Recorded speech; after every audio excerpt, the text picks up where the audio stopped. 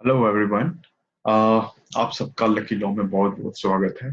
और आज मैं आपका जो कल्पेबल होमिसाइड और मर्डर का जो टॉपिक है उसको कंटिन्यू करूंगा। बेसिकली इसके बारे में एक वीडियो अपलोड कर चुका हूँ। You may get the description on my link and आप प्लेलिस्ट में भी जाके आप इसको देख सकते हो। बेसिकली उसमें हमने क्या डिस्कस किया था, what we have discuss nothing, कि जब भी कोई आपका होमिसाइड होता है तो कल्पेबल है या नहीं, it will decided by the section 299। If it is a culpable homicide then whether it is a murder or not, it is decided by section 300. And if it is not amounts to murder, then it goes to the section 304. There is a culpable homicide is a like a door before you enter to the murder. Mean to say culpable homicide murder में जाने से पहले आपको culpable homicide का दरवाजा खोलना पड़ता है, उसके बाद ही आप मर्डर में जा सकते हो। कल्पेबल मर्डर है तो कल्पेबल होमिसाइड तो है ही है। अगर मर्डर नहीं है तो फिर क्या है, वो culpable homicide not amount to murder है। अब ये कैसे डिसाइड होता है कि कब आपका कोई अगर कल्पेबल होमिसाइड है वो मर्डर होता है या नहीं होता है। देखिए, मर्डर में जो जो सेक्शन 300 है उसकी एक्सेप्शन देख के रखी हुई है। और जो सेक्शन 300 की जो बेरेक लैंग्वेज है उसके बिल्कुल स्टार्टिंग में देख के रखा है, हियर इन आफ्टर एक्सेप्टेड। अगर आपका कोई कल्पेबल होमिसाइड है वो एक्सेप्शन में फॉल करता है, जो सेक्शन 300 की एक्सेप्शन है वहां पे फॉल करता है, तो व्हाट डज इट मीन? वो मर्डर नहीं है बल्कि culpable homicide not amount to murder है। अगर वो एक्सेप्शन में फॉल नहीं करता है तो फिर वो तब क्या है आपका? तब वो culpable homicide amounts to murder है। और जो मतलब 300 में culpable homicide amount to murder, और उसकी पनिशमेंट कहां पे देख के रखी है आपकी? सेक्शन 302। देखिए, जो सेक्शन 300 है बेसिकली तो दो दो बातें करता है। यही तो मेरी कंफ्यूजन होती है। देखिए, सेक्शन 300 जो है वो ये भी डिसाइड करता है कि कल्पेबल होमिसाइड आपका कब अमाउंट टू मर्डर होता है, और सेक्शन 300 ही आपका ये डिसाइड करता है कि कब आपका culpable homicide not amount to murder होता है। ठीक है? तो देखिए, मैंने जैसे आपको बताया कि कल्पेबल होमिसाइड की जो एक्सेप्शन देखे रखी है आपकी जनरल एक्सेप्शन, जो तीन या चार जो जनरल एक्सेप्शन देखे रखी हैं, अगर उनमें फॉल करता है तो कल्पेबल होमिसाइड आपका क्या होगा? अमाउंट्स टू मर्डर होगा। अगर उनमें फॉल नहीं करता है, सॉरी उनमें फॉल करता है, जो आपकी सेक्शन 300 की जो जनरल एक्सेप्शन देके रखी है, तो फॉल करेगा तो आपका culpable homicide not amount to murder होगा। वो क्यों होगा? क्योंकि जो सेक्शन 300 की जो स्टार्टिंग की लाइन है वहीं पे देके रखा है कि हेरिन आफ्टर एक्सेप्टेड, मतलब accept in a case herein after accepted, मतलब कल्पेबल होमिसाइड जो है आपका वो एक्सेप्शन में फॉल कर गया, तो इसलिए वो क्या हो गया? Culpable homicide not amount to murder. तो ये जो दिमाग में कंफ्यूजन होती है कि जो सेक्शन 299 है वो ये बोलता है कि culpable homicide not amount to murder, ये गलत बात है। ये भी कौन डिसाइड करता है? ये डिसाइड करता है सेक्शन 300। आपका जो सेक्शन 299 है वो डिसाइड करता है कि अगर किसी मानव ने किसी मानव का, मतलब एन ह्यूमन किल्ड ह्यूमन, तो वो किलिंग जो है आपकी होमिसाइड कल्पेबल है या नहीं है, आपराधिक है या नहीं, ये डिसाइड करता है 299। और जो 300 है वो ये दोनों दो बातें डिसाइड करता है कि जो कल्पेबल होमिसाइड तो हुआ है, मानव का आपराधिक वध तो हुआ है, पर वो मर्डर है या नॉट अमाउंट टू मर्डर है वो। ठीक है? तो ये सारी बातें क्या बात आपकी ये 300 जो है डिस्कस करता है। तो जो आपके दिमाग में कंफ्यूजन है कि जो सेक्शन 299 इज आपका culpable homicide not amount to murder है और सेक्शन 300 इज योर मर्डर है, तो ये बात आपकी गलत है। क्योंकि जब आप सेक्शन 300 का सेक्शन पढ़ोगे उसमें पहले लिख दे के रखा हुआ है, accept in the cases herein after accepted, मतलब जो केसेस आपके कल्पेबल सेक्शन 300 के एक्सेप्शन में फॉल करते हैं, जिनको एक्सेप्ट करके रखा हुआ है, वो सारे के सारे आपके क्या हैं? Culpable homicide not amounts to murder. अगर वो एक्सेप्शन में फॉल नहीं करता है, और वो चार जो कंडीशन जो देके रखी हुई है सेक्शन 300 की, जिसमें कि आपकी इंटेंशन और नॉलेज की बात करता है, तो उस केस में आपका कल्पेबल होमिसाइड जो है आपका क्या हो जाएगा? मर्डर हो जाएगा। तो ये आपकी एक स्टोरी है जिसको मैंने बहुत डिटेल से डिस्कस करके रखा है, और जो मेरी प्रीवियस वीडियो है आप उसको गो थ्रू कर सकते हो। Now before going the before going the section 300 299 and 300, हमें जो देख मैं आपको एक केस बताना चाहता हूँ जो कि बहुत ही इंपॉर्टेंट है, आर वर्सेस गोविंदा। तो ये Bombay high court, Bombay high court का केस है 1877 का। बेसिकली देखिए, इसमें डिफरेंस जो हमारे मेलविल देखिए सो मेनी टाइम क्या होता है ना कि ये जो प्रिलिमिनरी एग्जाम में ये जो लैंडमार्क केसेस है उनके जजेस के नाम भी पूछ रहे हैं कि इस लैंडमार्क जजमेंट में कौन सा जज ने ये पास की है। तो इसमें देखिए बेंच में थे मेलविन कैम्पबेल और एन हरिदास। तो ये आप याद कर सकते हो just for your sick of your information. और देखिए basically what is the issue here, यहाँ पे इशू ये था कि व्हाट इज द डिफरेंस कि अगर कोई आपका, कब आप बोलोगे कि कोई अगर कल्पेबल होमिसाइड है।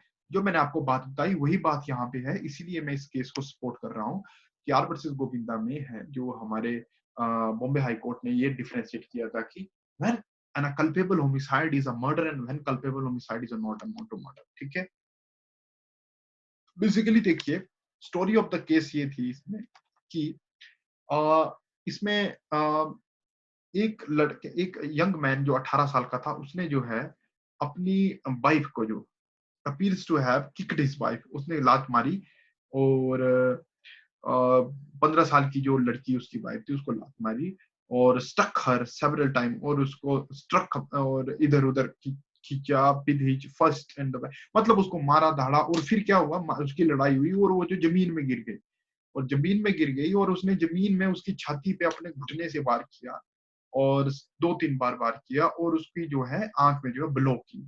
अब तो सेशन कोर्ट जो है, सेशन कोर्ट ने ये बोल दिया कि भाई ये तो अमाउंट टू मर्डर है। पर जब बॉम्बे हाई कोर्ट के पास गया तो जहां पे जज, जो हमारे जो बेंच था उसमें क्या डिसीजन आया कि आई थिंक जज जज जो जो हमारे जो ऑनरेबल जज जस्टिस थे उस टाइम, वो बोल रहे हैं I think it would not cause a death, मतलब ये डेथ नहीं है but it would not cause a death, ये डेथ नहीं हो सकती थी क्योंकि but a violent blow in the eye, जो आंख में जो एक पंच मारा मैन फिस्ट अपनी उससे कोनी से, while the person stuck is lying with his or her head on the ground is certainly likely to cause a death। तो शायद वो, तो वो उसकी डेथ हो सकती मीन टू से either by producing a confusion और एक्स्ट्रा, जो उसने आंख में मारा उस, और जो उसके सिर में मारी उसकी चोट, उसकी वजह से उसके माइंड में जो, उसके दिमाग में जो है वो ब्लड सर्कुलेट हो गया और उससे जो है डेथ हो गई उसकी।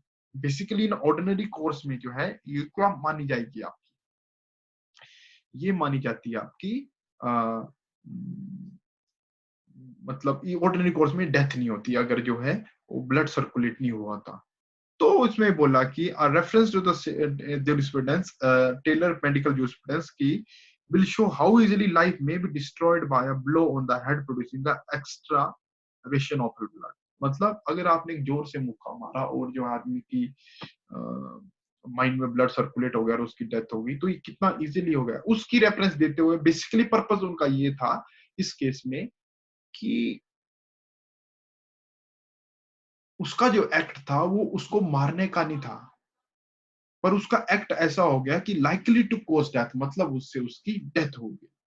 समझो probability, but what I mean to say, देखिए ये बहुत ही इंपॉर्टेंट है और अभी हम इसको डिटेल से डिस्कस करेंगे। बेसिकली क्या है आपका, जो इंजरी होती है ना, but culpable homicide amount to murder और culpable homicide not amount to murder. Basically इसमें कितना ये जो degree of injury, degree of जो इंजरी होती है आपका वो डिसाइड करती है आपकी कि कब जो है culpable homicide amount to murder है और culpable homicide not amount to murder. जितनी हायर डिग्री होगी ना उतना देयर इज अ चांसेस कि वो मर्डर है, जितनी लोअर डिग्री होगी उतना चांसेस है कि that is amounts to, that is क्या बोलते हैं उसको, culpable homicide not amount to murder है। अब देखिए,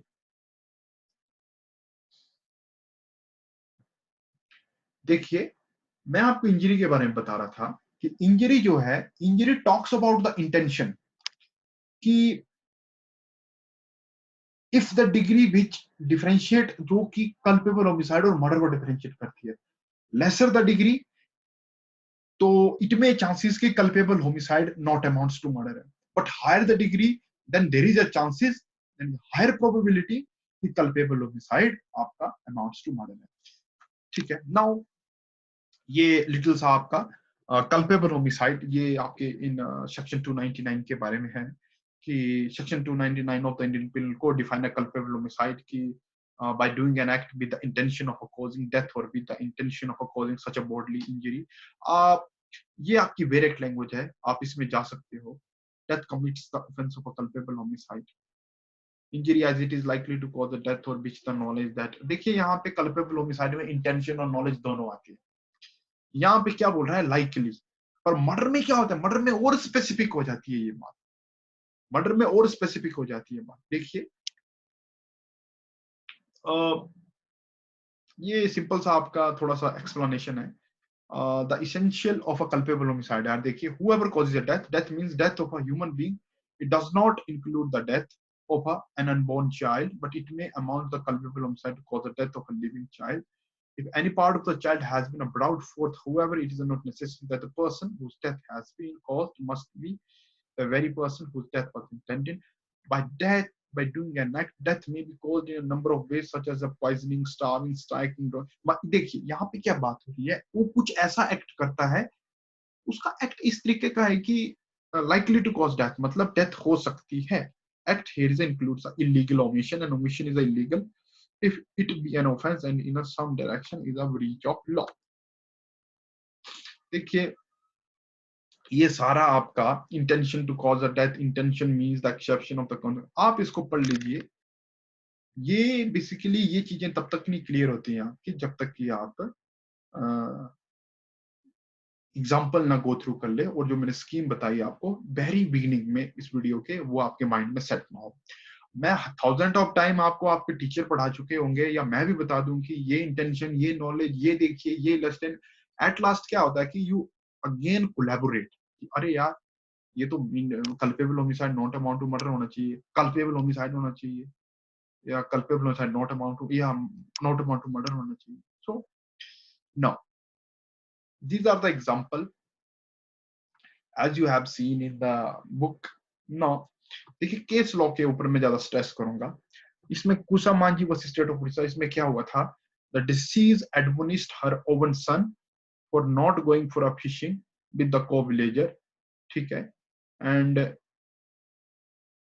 infuriated on this, the accused, the son brought an axe and dealt with the blows on her shoulder, and she died.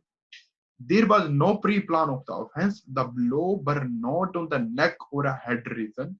The accused dealt blow likely to cause bodily injury, which was likely to cause death, and the dealt blow on the spur of the moment and anger. Therefore, it was held to be a case of culpable homicide. देखिए इस case में क्या हुआ कि जो उसके son brought an axe and dealt with the blows on her shoulder. जो disease थी, जो उसके बेटे ने उसके कहा मारी, उसके कंधे में, शोल्डर में मारी. वो चाहता तो अगर इंटेंशन होती उसकी मारने की तो वो कहाँ मार सकता था, गले में मार सकता था. ठीक है, गला उड़ा सकता था, गर्दन अलग कर सकता, बट नो. पर उसका एक्ट ऐसा था कि जो कि likely to cause death, likely to cause bodily injury. समझ रहे हो आप बात. अब थोड़ा मर्डर अभी हमने डिस्कस नहीं किया, पर फिर भी मैं आपको रिलेट करता हूँ. मर्डर में क्या होता है, मर्डर में लाइकली टू कॉज तो है, बट सफिशिएंट है कि वो होगा ही होगा. What does it mean, there is a injury जो कॉज करके रखी हुई है, वहां पे प्रोबेबिलिटी वेरी वेरी हाई है किसकी डेथ होने की. पर यहाँ पे क्या है, उसने कहा मारी, कंधे में. कंधे में जो है उसका ब्लड निकल गया बाहर ज्यादा, शायद उस वजह से उसकी डेथ धीरे धीरे हुई. तो उस वजह से क्या मतलब हुआ इसका कि प्रोबेबिलिटी क्या होगी, कम हो गई. This is not amounts to murder, मतलब here the culpable homicide not amounts to murder and it is a culpable homicide तो है ही है. now गणेश डुडले वर्सेस टुसला, स्नेक चार्मर. देखिए ये 1000 ऑफ टाइम जो है ये केसेस पूछा जा चुका है. गणेश दुले तुलसा, गणेश दुले तुलसा, ये क्वेश्चन कई बार पूछा जा चुका है, और आपके जो पब्लिक प्रोसिक्यूटर एग्जाम है ये तो बहुत टाइम की. Snake charmer exhibited in public whenever a snake whose fangs he knew. अरे सीधी सी बात है कि एक सपेरे ने सांप लेके रखा था, बता रहा था कि ये देखो इसने जो है मेरे को यहाँ पे मारा, यहाँ पे काटा, और मैं मर नहीं रहा हूँ. Extracted and to show his skill without any intention to cause. बात क्या हुआ कि उसने जो है उसके जो सांप के जो विषीले जो दांत थे वो निकाल लिए थे, पर और वो बार बार शोर कर रहा था कि अपने स्किल शो कर रहा था कि देखिए मेरे को काट रहा है, फिर भी मैं जिंदा हूं, without any intention to cause harm to anyone, place the snake on the, और उसने क्या किया कि इसी के अपना खेल दिखाते दिखाते उस सांप को जो एक स्पेक्टेटर के सर के ऊपर रख दिया, and spectator trying to push off the snake was beaten, और वो स्पेक्टेटर जो है वो मतलब उसने उस सांप को बाहर दूर फेंकने की कोशिश की और उस सांप ने उसको काट लिया और उस वजह से वो मर गया। The snake charmer was held to be guilty of a culpable homicide not amounting to murder. देखिए बात क्या है यहाँ पे culpable homicide amount guilty of a culpable homicide not amounting to murder, ये क्यों आया? ये इसलिए आया क्योंकि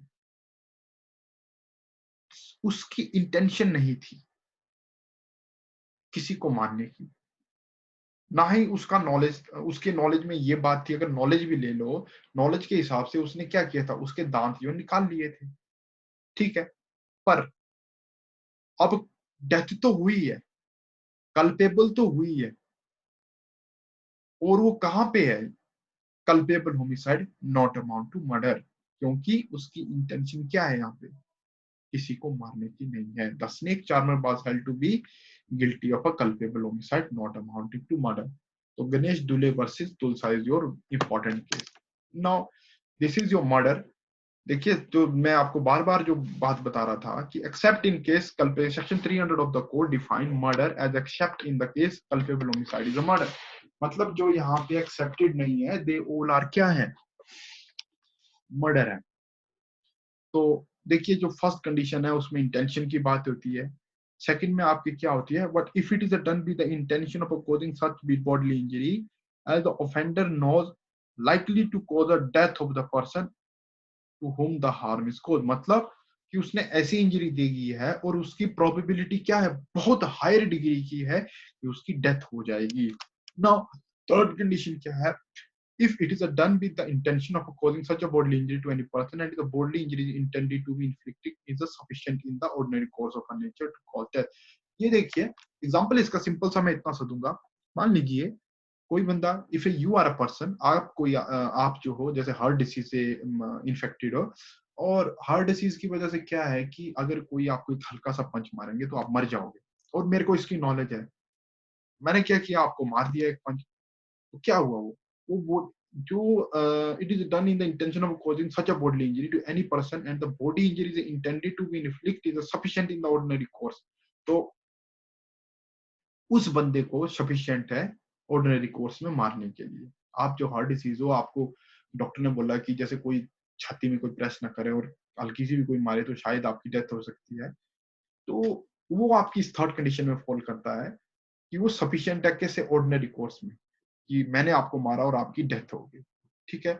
If the person committing the act knows that if so imminently dangerous that it is a must in a probability cause death or such a bodily injury as is likely to cause death, then commit such an act without an excuse for incurring the risk of causing death or bodily harm। यहाँ पे आपका इतना सा example बनता है कि मान लीजिए आप एक भीड़ भाड़ वाला इलाका है, आप उसमें क्या करते हो, व्हाट यू डू, उस भीड़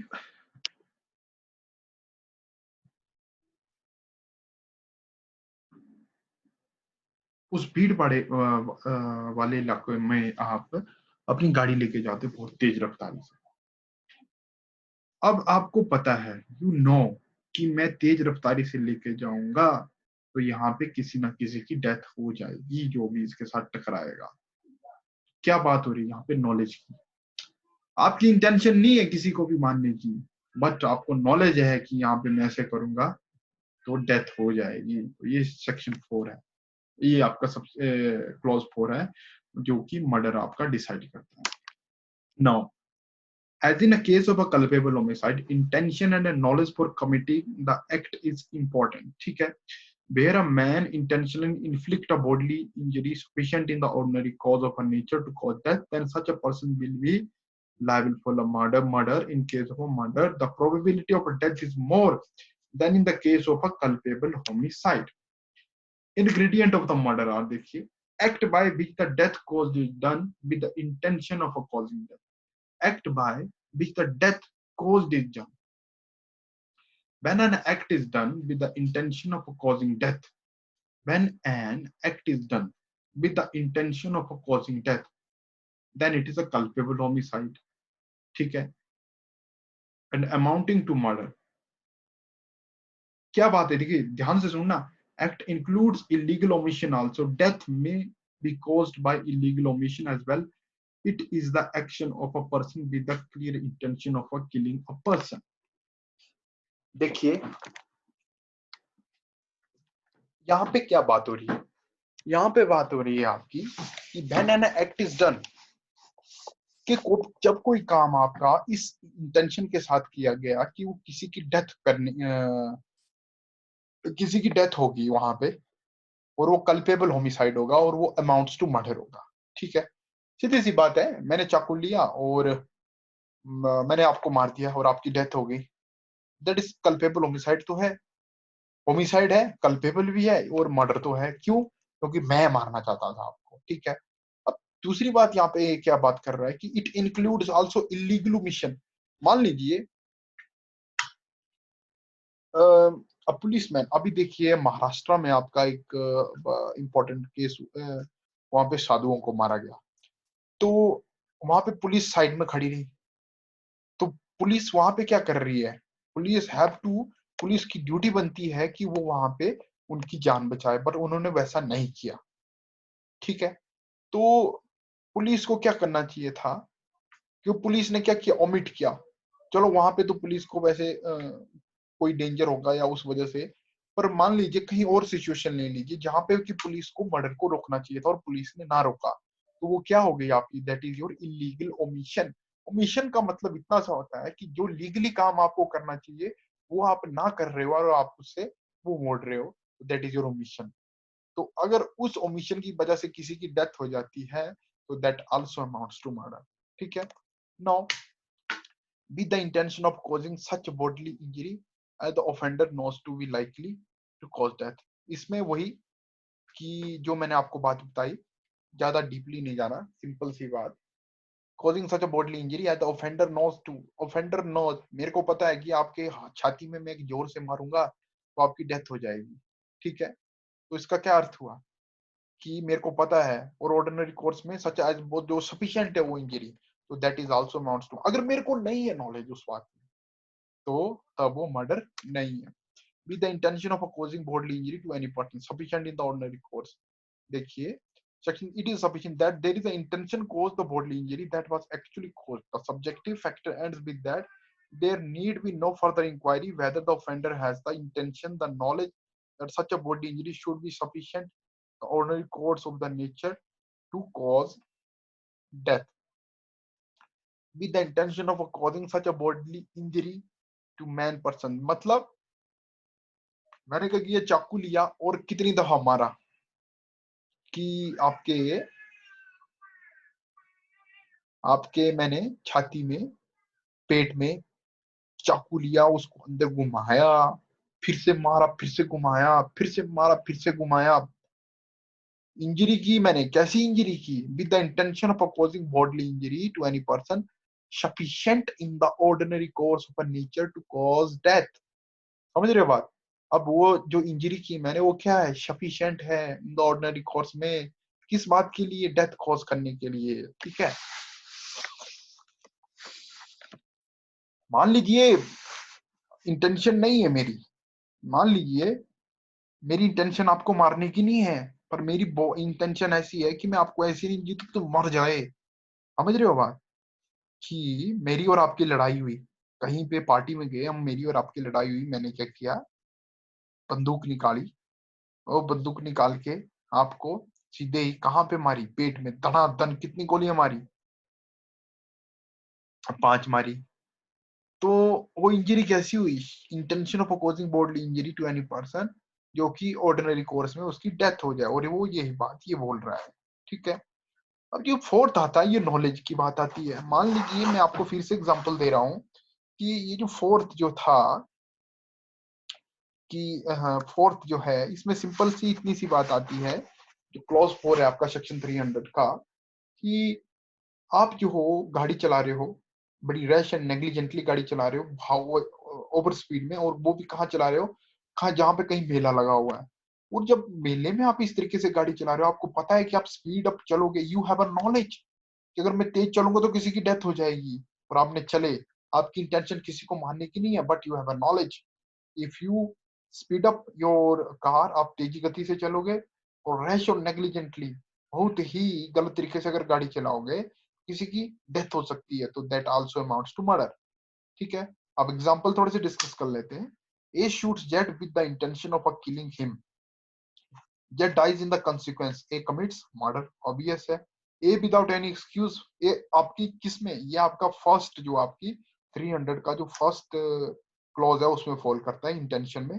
ए without any excuse fires a loaded cannon into the crowd, देखिए opponent kills one of them, A is a guilty of murder. यहाँ पे क्या बात हो रही है, उसको नॉलेज है। देखिए किस पे बात, जो 300 की जो क्लॉज 4 है वहां पे ये बात आती है, उसको नॉलेज है कि मैं अगर कैनन को भीड़ में फायर करूंगा तो किसी न किसी की डेथ हो जाएगी। ठीक है, तो that is amount to murder.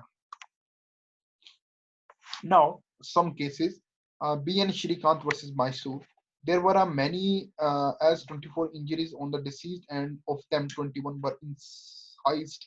They were either on his head, the neck, or the shoulder, or on the forearm, since most of the injuries were on the vital parts. And the weapons used were short. It was held that the intention of causing body injury was established, bringing it under the section. देखिए vital की, vital का meaning मतलब ये हुआ कि ऐसी जगह injury करना जहां से कि बहुत ज्यादा हार्म होता है, जैसे नेक हो गया, गला, गला रेत देना, ठीक है, और shoulder, either in the head, ये आपके वाइटल पार्ट है कि जहां पे कोई चोट मारे तो वहां पे डेथ होना 100% आपका श्योर है।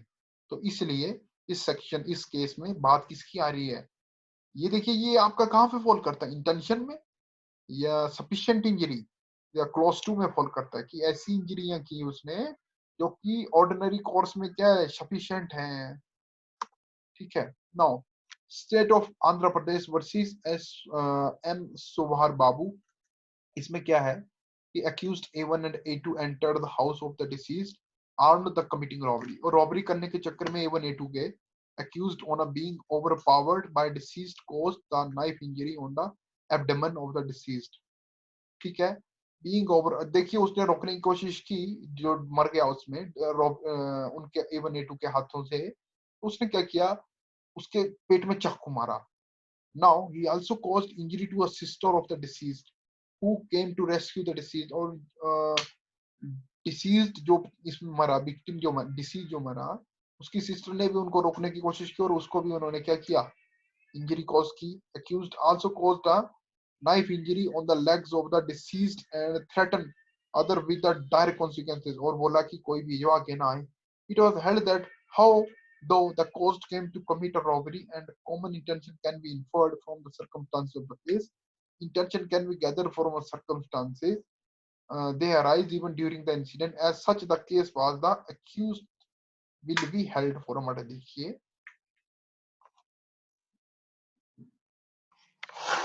बात यहाँ पे, caused knife he threatened for the with the dire consequences, what are the dire consequences, मतलब they will murder, so it means intention उनकी prove हो चुकी है, इसलिए this case also covered under murder। Now these are the exception of a section 300, there are 5 exception where culpable homicide does not murder. Exception 1, sudden and a grave provocation. Sometime a person may commit an act which leads to death of another person due to grave and a sudden provocation. Then such a person will be held for a culpable homicide not amounting to murder. In such a case, मतलब अगर आपने जो है एकदम मुतावलेपन से, sudden and grave provocation से किसी ने आपको प्रोवोक किया, फिर आपने मर्डर किया, तो that is not amount to murder. essential of this exception are there must be a provocation, वहां पे provocation होनी चाहिए फर्स्ट थिंग, और the provocation must be grave and sudden, By reason of a such grave and of sudden provocation, the offender must have been deprived of a self control. मतलब उसको control नहीं रहना चाहिए. Example is the best option to remember. The death of the person who grave provocation of any other person by mistake or accident must have been caused. Exception to right of a private defense. आप जो हो private defence में जो हो किसी का murder कर सकते हो. ठीक है. Exception is based on the rule that in case in which law itself empower an individual to inflict any harm short for death, it ought to ordinarily to visit him with the highest punishment if he inflicts death. Essential of his exceptions are, देखिए कुछ exception है इसमें कि an act must be done in exercise of a right to private defense or a person or a property. मतलब वहां पे आपका ऐसा नहीं कि आपको कोई इंटीरियर नहीं है, आपको कोई डिफेंस नहीं चाहिए, पर फिर भी आपने तो आपका नहीं आएगा. आपका वहां पे डेंजर होना चाहिए, कॉन्टिन्यूस डेंजर होना चाहिए. और डिफेंस जो है आपका आपकी प्राइवेट आप बॉडी और प्रॉपर्टी के लिए. Act must have been done in a good faith. The person doing the act must have exceed his right given to him by law and have already cause the death. मतलब the person doing the act must have exceed his right. मतलब जितना कि जो दूसरे आदमी को lawfully करना चाहिए था, वो अगर वो उससे एक्सीड कर चुका है तो जो है आप जो डेथ कॉज कर सकते हो. Act must have been done. Basically जो 90 सेक्शन 96 टू 106 है आपका इंडियन पिनल कोड का, वो इसके बारे में बात करता है. Act must have been done with the premeditation and without any intention of causing more harm than was necessary in self defence. Third आता है आपका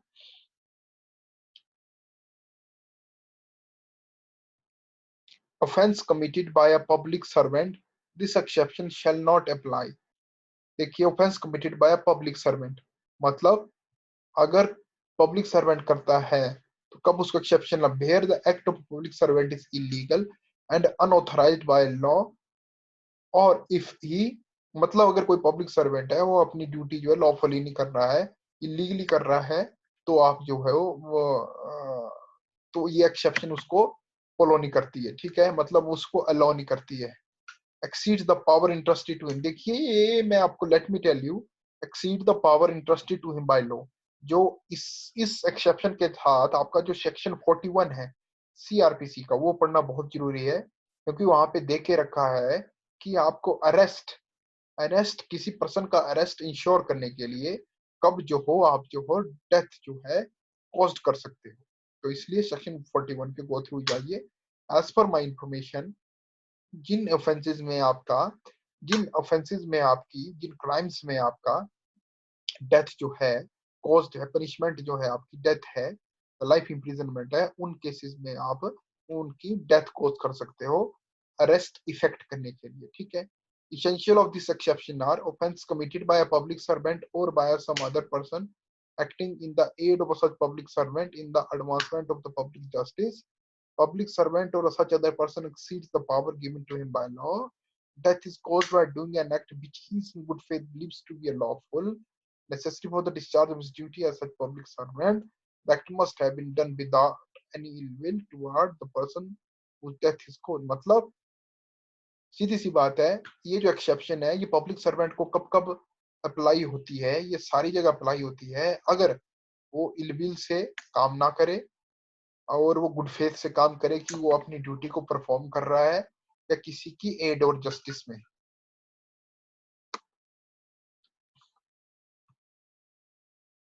नाउ एक्सेप्शन 4 है आपकी death caused in a sudden fight. Fight by be one means मतलब इसमें by fight here be mean something more than a verbal quarrel. Fight is a combat between two or more person, whether with or without weapon. Fight per se is not a palliating circumstance. It must be sudden, nor prearranged. Thereafter, the time gap between the quarrel and fight is very important. मतलब fight होनी चाहिए और ऐसी fight होगी एकदम से fight हो गई और दोनों जो है लड़ बैठे.